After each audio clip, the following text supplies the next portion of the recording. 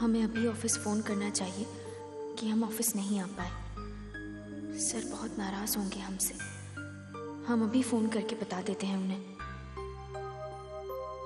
हे भगवान, महंगाई तो गरीब बाप की बेटी की तरह बढ़ रही है। कहाँ 30 पैसे में 3 कपड़े इस्त्री होते थे और आजकल 3 रुपए में 1 कपड़ा इस्त्री होता है। और कहते हैं देश तरक्की कर रहा है। बोलो, ये भी कोई तरक्की हुई? क्या बात है मामी जी? बस फैसला हो गया। किस बात का? आज के बाद धोबी कपड़े इस्त्री नहीं करेगा। अरे कल 10 कपड़े दिए थे, वो 30 रुपए लेके गया मुझसे।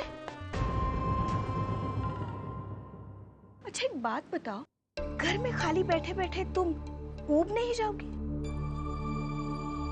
हाँ, पर जब तक पिताजी हमें आज्ञा नहीं देते हम घर से बाहर नहीं निकल सकते। पैसे कमाने के लिए तुम घर से बाहर नहीं निकल सकती, मगर घर बैठे बैठे पैसा पैसा बचा तो सकती है ना? कैसे? सबके कपड़े इस्त्री करके। देखो, जो पैसा धोबी को देना पड़ता है वो तो नहीं देना पड़ेगा ना? ले, ले, शाबाश। इस तरह तुम्हारा मन भी बहल जाएगा और मेरे पैसे भी बचेंगे, है ना? मेरी साड़ी जलाना मत, हाँ?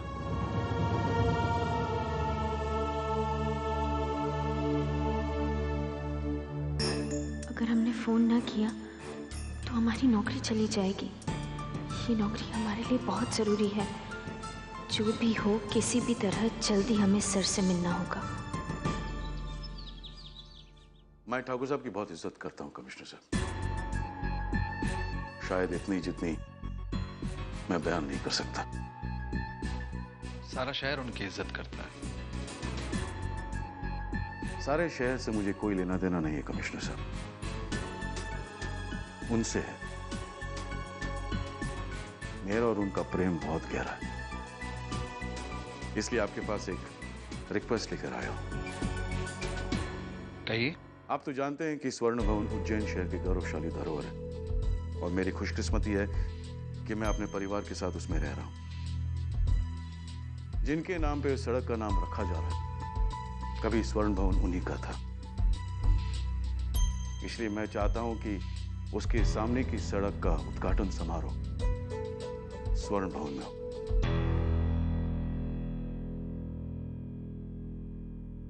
कमिश्नर साहब प्लीज इनकार मत कीजिएगा। इस शहर के लोग मुझे सबसे बड़ा वकील कहते हैं। इतनी रिक्वेस्ट तो आप मानेंगे ही मेरी। ठीक है, सड़क का उद्घाटन समारोह स्वर्ण भवन में ही होगा।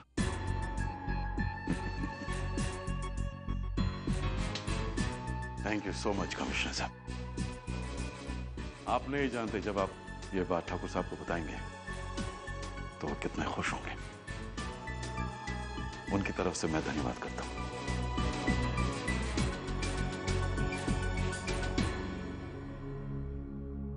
एक और बात, आप किसी भी चीज की चिंता मत कीजिएगा कमिश्नर साहब।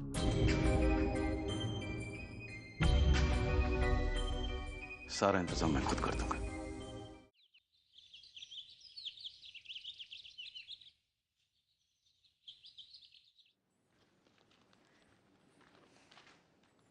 राघव मामा, चाय।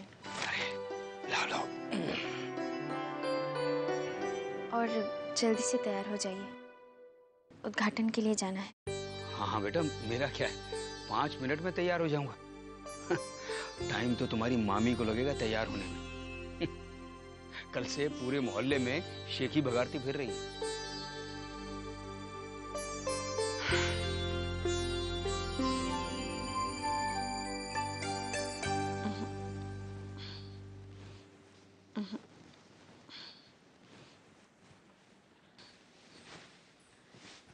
मामी, चाय। अच्छा हुआ तुम आ गए। मेरी तो समझ में नहीं आ रहा इसमें से कौन सी साड़ी पहनूं। ये वाली अच्छी लगेगी आप पे। हाँ, मगर ये तो आप चाय पीजिए, हम इस्त्री करके लाते हैं। मैं भी यही सोच रही थी।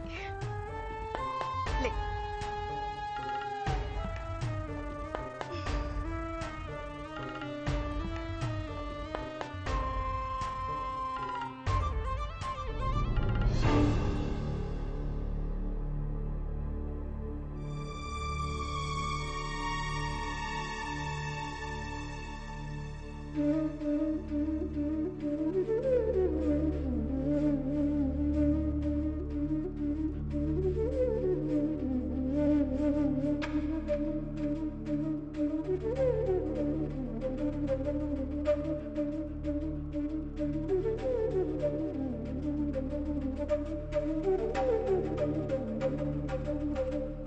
पिताजी,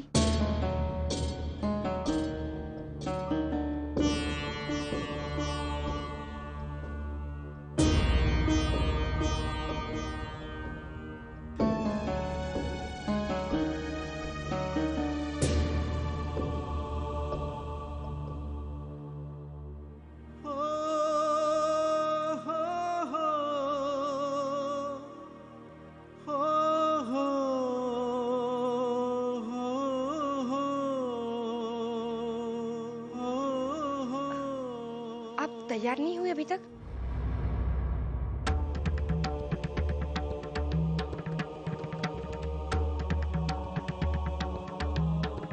क्या बात है? क्या परेशानी है? परेशानी? किसी ने सोचा है कि हम उद्घाटन के लिए कैसे जाएंगे? हम सब?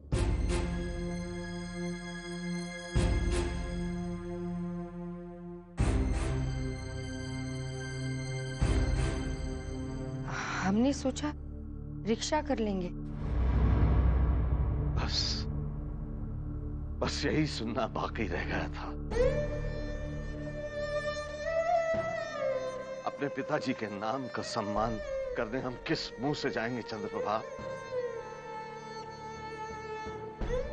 उनकी धरोहर को बचा नहीं पाए, उनकी मर्यादा हम जिंदा नहीं रख पाए, जिनके भवन के सामने एक से एक बढ़ के गाड़ी खड़ी रहती थी।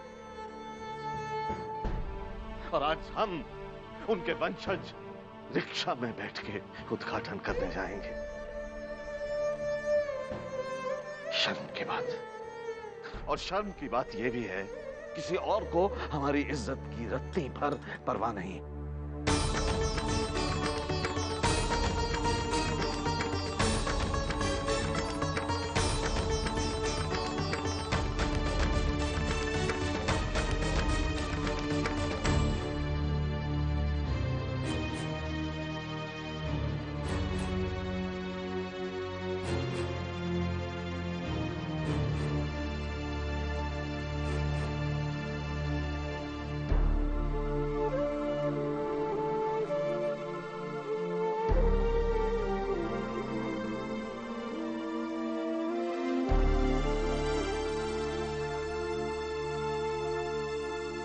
लो माँ।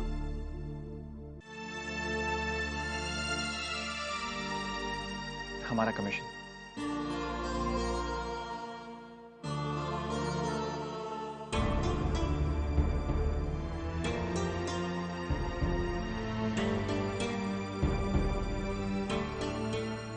क्या बात है माँ?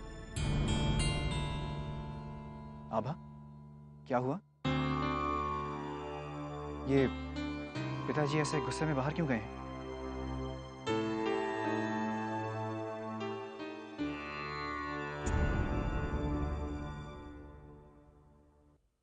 वीर, तस्वीर से कहो मेरी तरफ से एक प्रेस नोट तैयार करे आज के उद्घाटन पर। पापा, I mean, सर, वो आई नहीं अब तक। क्यों नहीं आई है? करण, जाओ करण।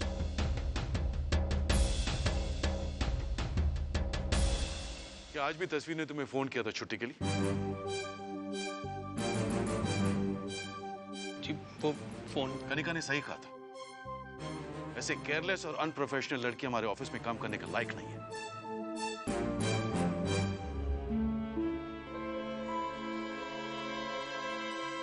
कल जब वो ऑफिस आएगी तो उसे निकाल देना।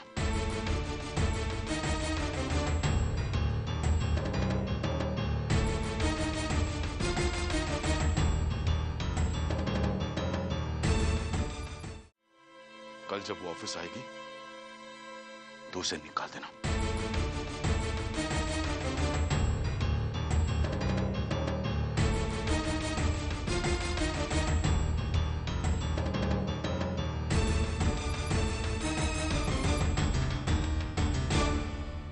पापा कभी ना पता नहीं चलता है कब गुस्सा हो जाए। और तस्वीर भी अजीब है, जिस नौकरी के लिए न चाहते हुए भी वो वेस्टर्न कपड़े पहनने लगी, अकेली मुंबई चली गई, उस नौकरी के लिए एक फोन नहीं कर सकती। मैं तो कहता हूँ कि शायद उनका गला ही खराब होगा, इसीलिए वो काम पे भी नहीं आई और फोन भी नहीं किया। उसने नहीं किया तो क्या हुआ, हम तो कर सकते हैं। करण, करण, करण तू क्या कर रहा है? पापा अभी भी घर में और तू उन्हें अच्छा नहीं लगेगा, कोई उनका ड्रॉर खोल रहा है। अरे वीर भैया, आप ये छोटी छोटी बातों को लेकर टेंशन मत लो, वो मैं संभाल लूंगा।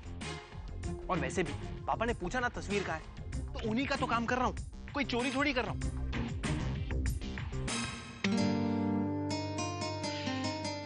मिल गया। उद्घाटन वालों का ही होगा, कहीं मुझे ही ना कहते रिबन काटने के लिए। मुझे तो बहुत शर्म आएगी। हेलो हेलो हेलो जी, वो तस्वीर तस्वीर तो आप लोग उद्घाटन पे खींचोगे ना, या हम अपनी तस्वीर घर से लाएं? जी मैं आपकी बात नहीं समझा। मैं भी तुम्हारी बात नहीं समझी हूँ। देखो भैया, जहाँ कहीं भी फंक्शन होता है फोटोग्राफर को वही बुलाते हैं ना, है कि नहीं? हाँ हाँ हाँ, है तो सही। हाँ हाँ, तो आप उसको बुला के रखिए, हम आते हैं। हाँ? क्या हुआ? रॉन्ग नंबर लगा दिया। नंबर तो सही दिया ना आपने। डायरी का है? ड्रॉ में।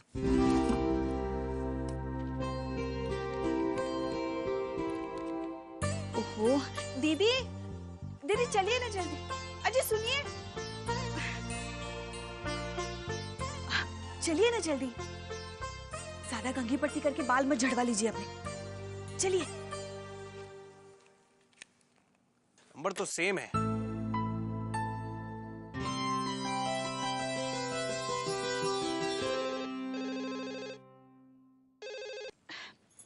हेलो, हाँ तस्वीर है। हमने कहा ना फोटोग्राफर को बुलाइए। अरे कभी देखा है कोई उद्घाटन करने जाए और अपनी तस्वीर घर से लेके जाए? अब तुम कहोगे रिबन काटने के लिए कैंची भी हम घर से लाए। वाह मैम, मैं एक लड़की की बात कर रहा हूँ जिसका नाम तस्वीर है। यहाँ तस्वीर नाम की कोई लड़की नहीं रहती।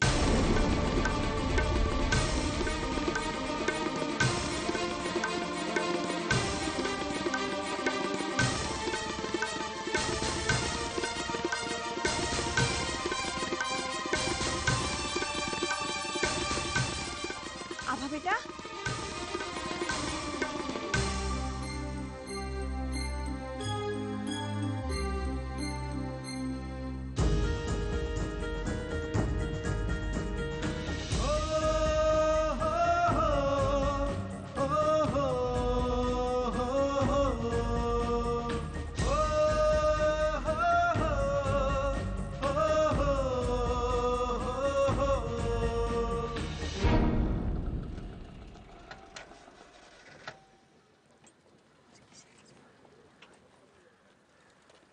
नमस्ते ठाकुर साहब। नमस्ते। ठाकुर साहब, आप मुख्य अतिथि हैं, इसलिए कमिश्नर साहब ने मुझे आपको उद्घाटन स्थल पे ले जाने के लिए भेजा है। मैं अपने ऑटो में चलता हूँ, आप अपनी गाड़ी में मेरे पीछे पीछे आ जाइए।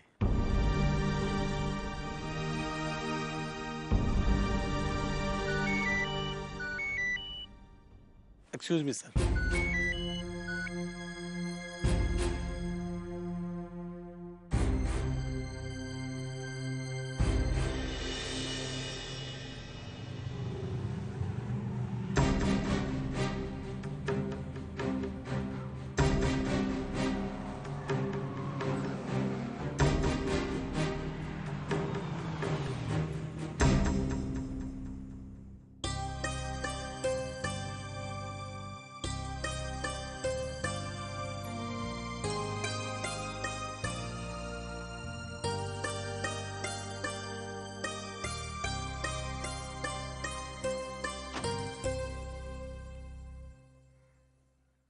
चलिए पिताजी।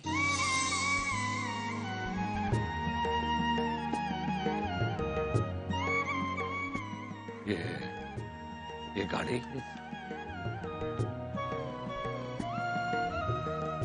पिताजी, ये गाड़ी आपके लिए है। आप हमेशा की तरह शान से जाएंगे।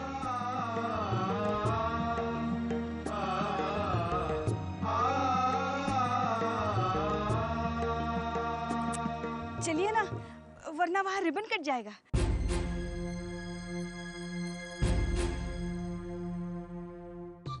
चलिए चलिए चलिए।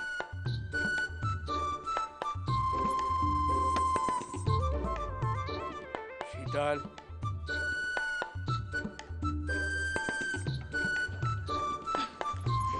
आइए ठाकुर साहब। माँ, आप चलिए, प्रकाश भैया और हम इनके साथ रिक्शा में आते हैं।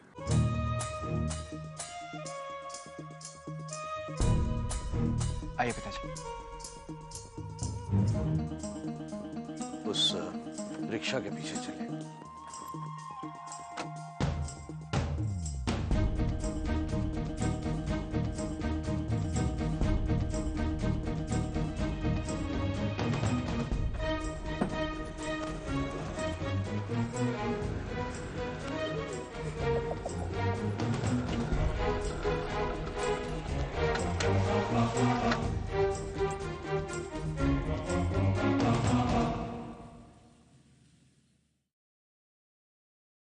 अपने मकसद के दूसरे पड़ाव तक पहुंच गया हूं पिताजी।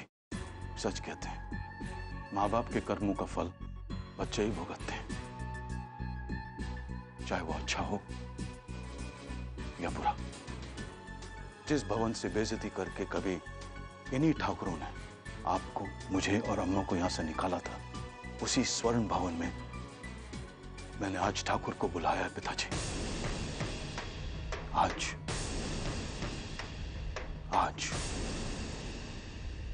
आज मैं ठाकुर को समझाऊंगा कि इज्जत क्या होती है और उसका उतरना क्या होता है। आज वो महसूस करेगा जो उस दिन हमने महसूस किया था, और मैं वो महसूस करूंगा जो कभी ठाकुर विश्व प्रताप सिंह ने महसूस किया होगा।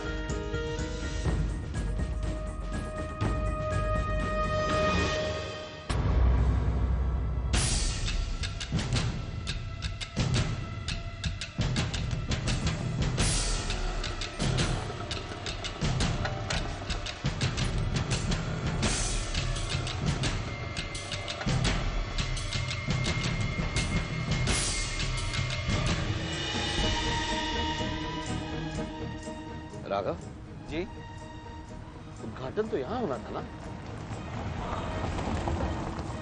जी हाँ, शायद जगह बदल गई, इसीलिए तो आदमी भेजा है। हाँ, लेकिन ये रास्ता तो स्वर्ण भवन की ओर जाता है। स्वर्ण भवन